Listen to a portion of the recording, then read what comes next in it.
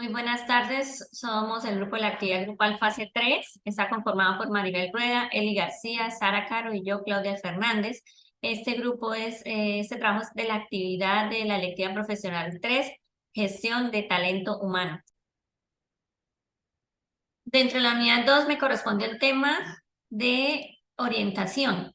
Esto corresponde a que el personal idóneo administrativo de la empresa tiene a cargo clasificar y obtener o captar el personal idóneo para un trabajo específico que esté vacante en una empresa. En este caso, el personal debe concretar y hacer una clasificación con una especie de preguntas claves para poder clasificar y manejar el reclutamiento del personal. Se manejan dos grupos, el reclutamiento interno y el reclutamiento externo. Para evitar costos, las empresas tratan de manejar con tiempo una base de datos, un banco de datos para poder tener a la mano o de forma ágil las personas con sus clasificaciones, con sus competencias laborales para suplir el vacante que esté pendiente. El reclutamiento interno es una forma rápida de manejar, ya que se potencializa el personal que ya existe en la empresa y esa automáticamente también vive motivado y a la expectativa de alguna especie de incentivo que haya para ascender o para cambiar de puesto. Si dentro de las personas que están en la empresa no existe ningún vacante, se busca ya el reclutamiento externo, que es el que permite dar la oportunidad a unas personas nuevas, dando una renovación al grupo de trabajo, dando oportunidad también pues laboral, manejando nuevas personas para fidelizarlos en la empresa y manejar siempre organizadamente el trabajo que siga fluido como se venía manejando. El diseño de cargos permite que una persona especializada, un grupo especializado, clasifique, ordene todas las funciones de cada cargo que se va a manejar en la empresa, sus funciones, sus sus funciones, sus cualidades, todo lo que necesita para que ejerzan ese cargo. Siempre en el diseño de cargos se mira de que todas las plazas estén totalmente llenas y haya un manual de funciones para cada empleado y que lo cumplan de manera correcta y que la persona esté capacitada para que lo haga. Que sea un flujo entre autoridades de empleados de más altos cargos, con los mandos medios, con los mandos bajos, que sea coordinado y que todo esté diseñado con las posiciones exactas, con sus parámetros, sus diseños de tareas, el comportamiento y que haya siempre capacitaciones continuas para que esté actualizado el empleado con respecto a las funciones que tiene que ejercer. En la unidad 4 ya hablamos de la remuneración, que es el conjunto de recompensas cuantificables que recibe un empleado por su trabajo. Como ejemplo, serían lo que son salarios bases, como el mínimo que manejamos los empleados, incentivos salariales, prestaciones sociales o retribuciones indirectas. En la administración de salarios, el sistema administrativo permite realizar la planeación y organización de los recursos para establecer la compensación de trabajadores. O sea, en estas cuatro fases, lo que hace el área encargada es mirar cómo o cuánto va a ganar el empleado dependiendo de las funciones y al cargo o al nivel de cargo que tenga. Se tiene en cuenta en la fase 1 el análisis de puesto, funciones y sus características. En la fase 2 está la evaluación del puesto, en qué jerarquía queda, en la comparación con los otros factores y con otros factores y en qué posición queda. En la fase 3 estudio comparativo de sueldos, las personas encargadas de organizar este tema hacen comparaciones con otras empresas, con otro tipo de empresas competitivas, de cuánto se le está pagando en otro lado a una persona y así poder analizar cuánto se le va a ofrecer a la persona que vayan a contratar. Y en la fase 4 es el valor determinado para la evaluación del puesto con el valor determinado por el mercado. O sea, todo también se va en base de la ley, a lo que esté el salario mínimo, digamos, aquí en Colombia. Las empresas manejan también un sistema de compensación que permite la evolución del capital humano y además mantener el talento humano. La forma de compensación hay dos clases, forma directa e indirecta. La directa es la que le paga al trabajador frente al tiempo que laboró y la manera indirecta es más en base como al desempeño, interviene ya el horario, sino al desempeño que tiene la persona. Aparte de otro que es programa de incentivos, que le permite al empleado tener una compensación suplementaria de aparte de lo que es el sueldo y salario. Estos incentivos establecen, es relacionable entre el desempeño de la organización y la distribución de ganancias de los empleados. Muchas empresas hacen eso, hacen una ganancia general y entre los empleados se dividen o ya es o incentivo individual dependiendo al esfuerzo y a las metas que haya cumplido cada persona. Punto importante en las empresas o para los empleados es una especie de beneficios que manejan, un paquete de beneficios que manejan también la empresa. La seguridad en la salud es súper importante, este beneficio, ya que pueden contar con servicios médicos, odontológicos, todo lo que tenga que ver con el tema de la salud física y psicológica. En la seguridad de ingreso, cuando una persona tiene su prima, su liquidación, sus cesantías. En las prestaciones fuera de hora laboral, cuando la empresa le da un día, 2 días de descanso como incentivo por alguna función o algún logro alcanzado que haya logrado. Y las prestaciones dentro del trabajo, que hay empresas que manejan horarios flexibles para trabajar, que digamos no es exactamente 8 horas, sino le dice usted, entrégame este trabajo, tiene esta función y usted mira a ver en cuánto tiempo, si la quiere hacer cada 2 horas, cada mediodía. Estos son los puntos que me correspondieron y ahorita siguen mis otras compañeras explicando los otros puntos, tanto la unidad 2 como la unidad 4. Bueno, el reclutamiento es el proceso de búsqueda, recolección e identificación de las personas que tienen altas probabilidades de ser contratadas por una empresa para un cargo determinado. Esto se hace por medio de dos modelos, que es el modelo interno y el modelo externo. El modelo de reclutamiento interno encontramos que los candidatos son trabajadores que están dentro de la misma empresa. Tiene sus ventajas y desventajas. Como ventajas encontramos que es una manera rápida y barata de encontrar candidatos. El trabajador ya conoce la empresa y ya está muy adaptado a ella. Y como tercera ventaja encontramos que es muy motivador para los empleados, ellos ven que se les tiene en cuenta y pueden subir de rango laboral. Luego encontramos los inconvenientes. La empresa se limita a las posibilidades de acceder a más candidatos y pueden surgir conflictos entre los propios trabajadores, pues rivalizan el empleo, ¿sí? Luego encontramos el reclutamiento externo. Se buscan los candidatos fuera de la empresa. Como ventajas, la empresa puede conocer a más candidatos que sean más idóneos para el cargo. Y inconvenientes, vemos que este procedimiento es mucho más costoso y se pueden llegar a desmotivar a los empleados que están dentro de la organización. También encontramos la planeación del capital humano, que es cuando la empresa realiza un análisis de las vacantes que van a quedar libres con el fin de planear las actividades necesarias para suplir de un personal idóneo. Las solicitudes del capital humano, cuando queda una vacante por la renuncia de un empleado por una falta grave que éste haya cometido y conllevó a la terminación del contrato, quedando libre el cargo. Luego está la identificación de una vacante, que es cuando se identifican las vacantes que quedarán en un periodo determinado en la compañía. La información del análisis del puesto es para determinar las funciones, responsabilidades, nivel de autoridad y autonomía, entre otros que influyen en el proceso de selección del individuo. Están las especificaciones del jefe. Antes de iniciar con un proceso de reclutamiento y selección se debe contactar con el jefe directo de la posición de la vacante para determinar los requisitos específicos del cargo que no se han contemplado con anterioridad. Requisitos del puesto. Para realizar el proceso inicialmente se deben identificar las competencias necesarias para el personal que va a cubrir esta vacante. Entonces encontramos el conocimiento sobre el cargo, las competencias, la habilidad y la actitud. Están los métodos de reclutamiento, que después de estudiar las necesidades de la posición o el cargo, se especifica si la empresa cuenta con personal interno con capacidades de promoción, o sea, de subir de nivel, pasar de un cargo a otro.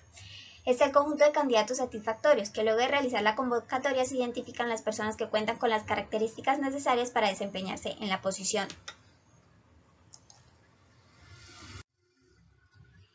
Encontramos las fuentes de reclutamiento, las internas y las externas. Como internas, para hacer el proceso de reclutamiento se hace una revisión del archivo de solicitudes el sindicato, lo recomendado, las promociones internas, las carteras de candidatos. Y de manera externa se hace por medio de las agencias de colocación, bolsas de trabajo, instituciones de enseñanza, ferias de empleo, federaciones y sindicatos y universidades. Los medios que se utilizan son prensa, radio, televisión, redes sociales. Ahora bien, vamos a hablar del proceso de compensación y desarrollo del personal que se da dentro de una organización. Bueno, la organización brinda unos servicios que facilitan la experiencia laboral y brinda apoyo al trabajador, brindándoles un ambiente agradable al momento de trabajar, brindándoles todo el apoyo logístico para que lleven a cabo bien su trabajo. Encontramos algunos ejemplos también. Les prestan servicios de cafetería a los empleados, ayuda educativa, servicios financieros y para compra de vivienda y guardería para sus hijos. Todos estos tipos de ayudas que brinda la organización a sus empleados ayuda a mejorar su calidad laboral, su rendimiento laboral. Entrenamiento. La finalidad del entrenamiento que se le brinda al empleado es que aumenta la productividad y el desempeño del mismo a través de la participación. Permite a los empleados participar en la discusión de temas y la indagación de los mismos dentro de la organización. La repetición. Los empleados aprenden haciendo y repitiendo continuamente las actividades que les colocan. Luego está la relevancia, cuando el empleado considera importante la capacitación y le da relevancia para su crecimiento personal. Son como todas estas capacitaciones que tienden a brindar las organizaciones a sus empleados para que se vayan capacitando intelectualmente para ejercer otros cargos o el mismo en el que están. Y la transferencia, que es cuando se explica un concepto y se hace asociación con la realidad empresarial a fin de lograr la compensación del mismo. Los pasos para un programa de capacitación que debe generar la organización. Encontramos el diagnóstico, identificar los puntos a fortalecer en una familia de cargos.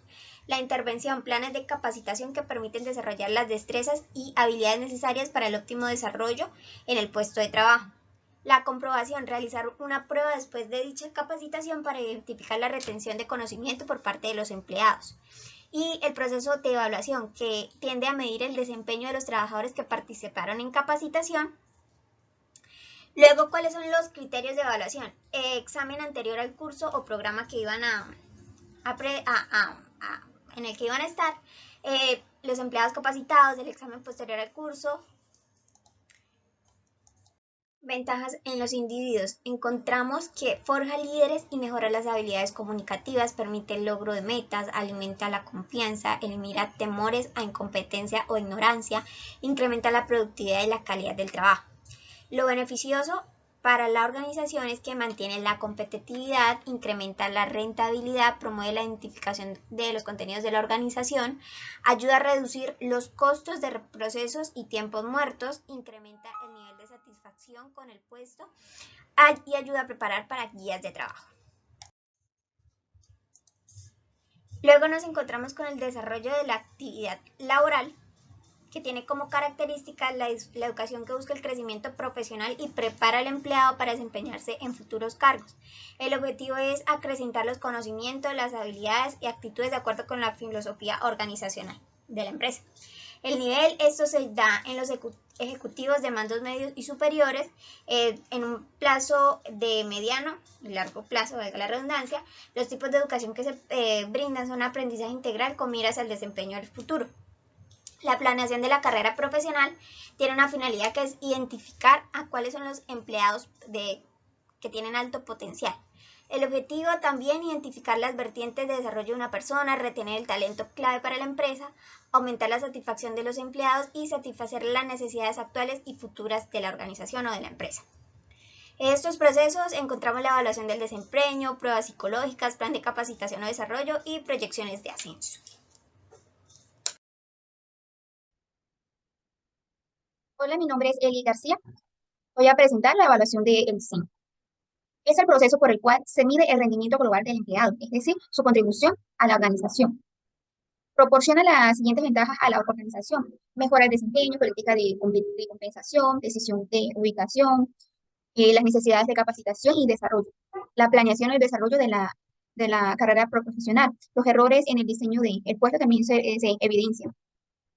En la presente gráfica se muestran los procesos de evaluación del desempeño, en donde la decisión del Departamento de Recursos Humanos Es el proceso inicia porque el departamento decide iniciar el proceso de medición del desempeño en los empleados, para lo cual determina el tipo de medición que se va a realizar y el método de evaluación de desempeño que se va a usar.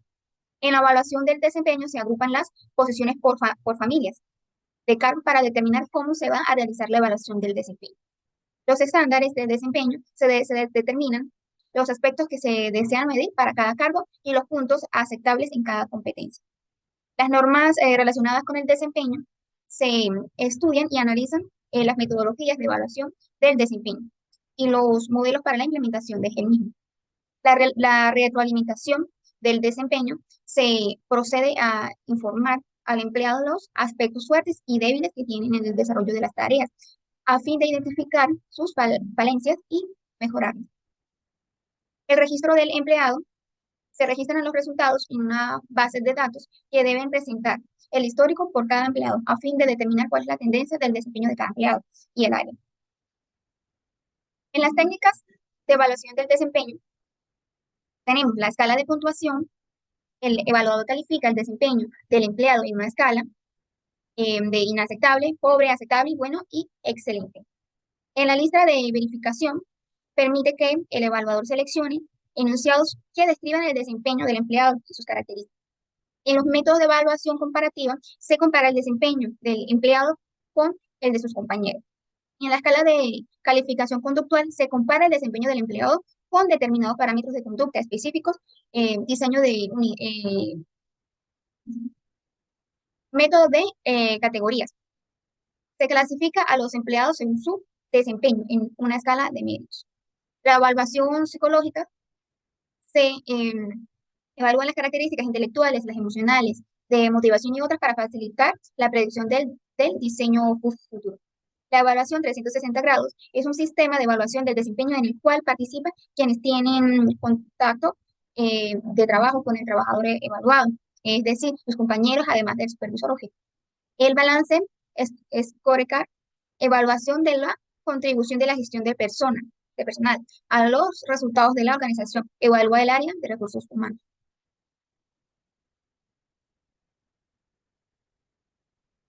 Aquí tenemos lo que son los procesos de mantenimiento del personal, en el cual tenemos las relaciones con los empleados. El Departamento de Gestión Humana es el encargado de las relaciones del empleo y del conjunto de decisiones y acciones y cuestiones vinculadas a las relaciones.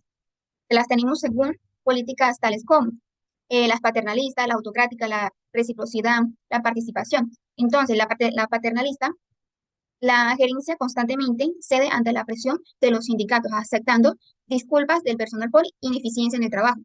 Y tenemos que en la autocrática, la posición de la gerencia es rígida, afectando la organización y la disposición del personal, buscando controlar la apariencia del sindicato. En la reciprocidad tenemos que esta busca el contacto directo entre la gerencia y las representantes del sindicato para tratar de controlar su situación. Tenemos también la participación, en donde existe participación conjunta entre la gerencia, los sindicatos y los trabajadores, donde se hace negociación política de los objetivos, sin afectar el desarrollo de las actividades. Bien, entonces, la higiene, cuando hablamos de la higiene en la empresa, son las normas y procedimientos que se aplican para garantizar la integridad física y mental de los trabajadores, preservándolos de riesgos asociados a las actividades laborales.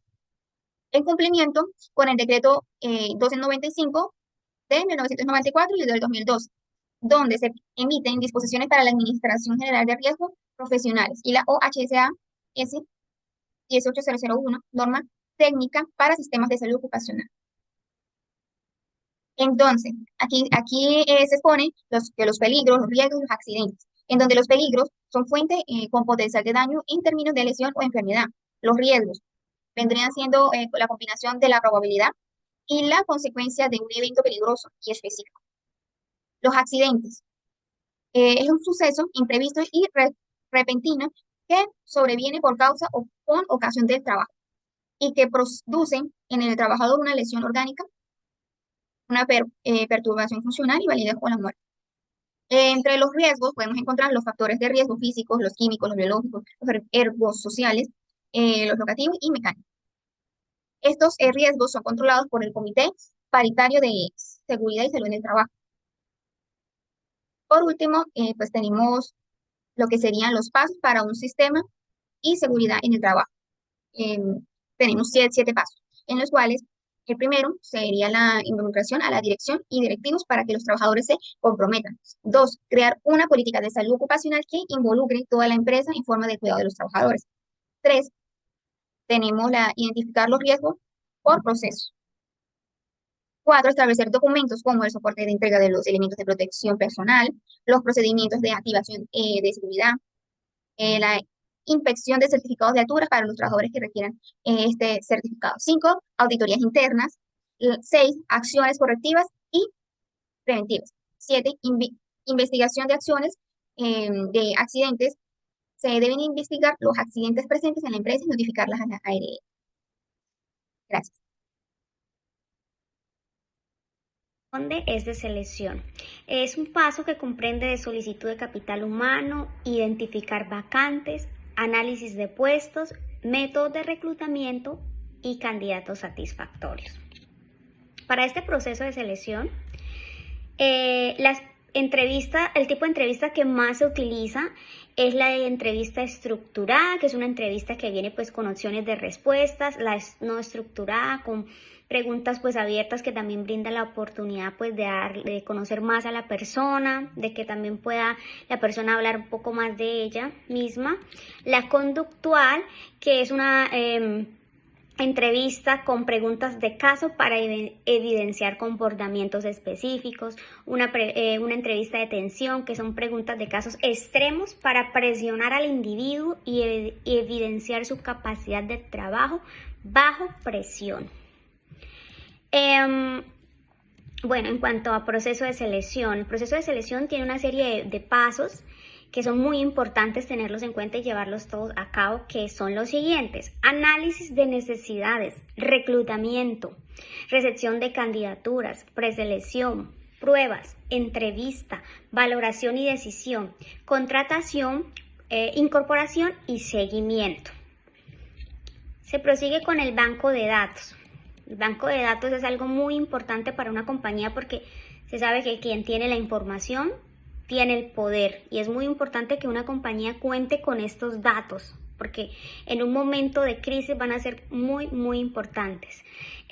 Bueno, como tal, las empresas recopilan datos importantes acerca de sus colaboradores. Por ello, para manejar datos personales y que tengan que ver con su recurso humano, es importante guardar bases de datos e información eficaz con el fin de archivar, administrar y salvaguardar los datos almacenados. Bueno, hay tres clases fuentes de datos, que son los datos internos, los datos personales y los externos. Los internos son los datos con los que ya la empresa, como su palabra lo indica, son de ahí, de la empresa.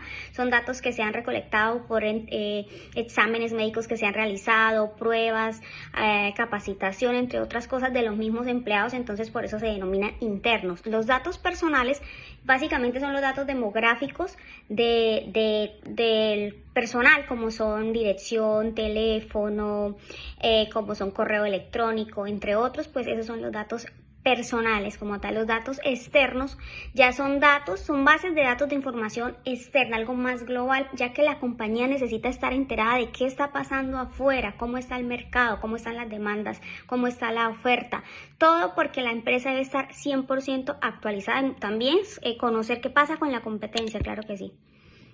Bueno, esto es en cuanto a la unidad 2. En cuanto a la unidad 4, el tema que me corresponde es seguridad. El Estado implementa programas con el objetivo de mejorar la calidad de vida de las personas y comunidad en general, disminuyendo factores de riesgo relacionados con salud mediante programas de bienestar. Bueno, los objetivos principales son prestaciones económicas de salud a sus afiliados, servicios sociales complementarios, ampliación de cobertura a toda la población y afiliaciones a pensiones. Bueno, el tema de la afiliación del sistema de salud. Existen dos, que es el contributivo y el subsidiado. El contributivo son las personas que están vinculadas por medio de un contrato de trabajo, cuando son servidores públicos, pensionados, jubilados y trabajadores independientes. Ya el subsidiado ya son para las personas de los estratos más bajos que pues no tienen capacidad de pago, no tienen una fuente de ingresos pues estable, que puedan pues ellos mismos pagar. Vamos ahora a hablar cuáles son los deberes de los empleadores, cuáles son los deberes de las compañías en cuanto al tema de la seguridad y la salud, bienestar de los empleados. Bueno, por un lado tenemos que principalmente inscribir alguna EPS y fondo de pensiones a sus trabajadores, recaudar y pagar cumplidamente los aportes, pues obviamente para que cuando ellos necesiten de esos beneficios estén al día.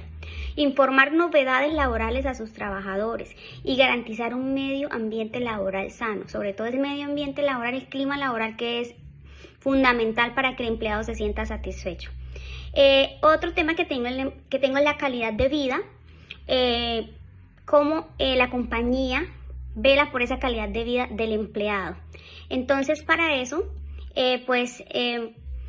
la compañía realiza una serie de actividades con el objetivo de integrar al empleado, de sacarlo de su rutina, de que se sienta motivado, que encuentre esos espacios que no solamente son 100% de trabajo, sino que también pueda integrarse mucho más hasta con su propia familia. Entre ellos, pues las actividades más comunes son los paseos en la familia, celebraciones navideñas, dice que también paseo de familias por las instalaciones de la organización. Todas estas dinámicas permite que los empleados se mantengan motivados y felices. Bueno, el tema del sistema de información de talento humano.